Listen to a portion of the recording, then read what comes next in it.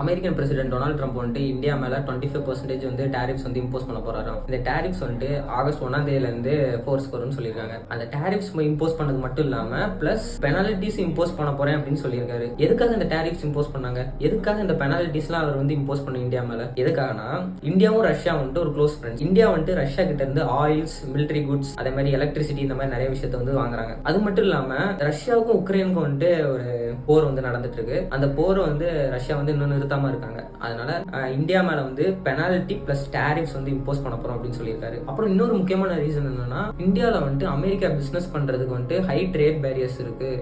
அமெரிக்கால வந்துட்டு Indian குட்ஸோட tax வந்து கம்மியா இருக்கு. பட் ஆனா கம்பேரிட்டிவ்லி இந்தியால வந்து அமெரிக்கன் குட்ஸோட டாக்ஸ் வந்து அதிகமா இருக்கு. அதனாலே நான் வந்து இந்த 25% டேரிஃப்ஸ் வந்து இம்போஸ் பண்ண போறேன்னு சொல்லிட்டு இன்னைக்கு ஒரு பிரஸ் மீட்ல வந்து டொனால்ட் ட்ரம்ப் வந்து சொல்லியிருக்காரு. அண்ட் இன்ட்ரெஸ்டிங்லி இன்னைக்கு இந்தியால வந்துட்டு பார்லிமெண்ட்ல வந்து பிரதமர் மோடி வந்துட்டு ஆபரேஷன் சிந்தூரை பத்தி கிட்டத்தட்ட ஒரு 1.5 மணி நேரம் பேசியிருக்காரு. அப்படி பேசும்போது வந்துட்டு இந்தியன் பாகிஸ்தான் வார் வந்து சீஸ் ஃபயருக்கு வந்தது டொனால்ட் ட்ரம்ப் தான்ங்கிறது அவர் ஓப்பனா வந்து சொல்லல. அதே மாதிரி அவரு காரணம் இல்லைன்னு ஓப்பனா வந்து ஒத்துக்காம இன்னைக்கு ஒரு ஸ்பீச் வந்து கொடுத்திருக்காரு. அதுக்கப்புறம் தான் வந்துட்டு டொனால்ட் ட்ரம்ப் இந்த 25% டேரிஃப்ஸ் வந்து இம்போஸ் பண்ண போறேன்னு சொல்லிட்டு அமெரிக்கன் பிரஸ் மீட்ல வந்து சொல்லியிருக்காரு. தேங்க்யூ.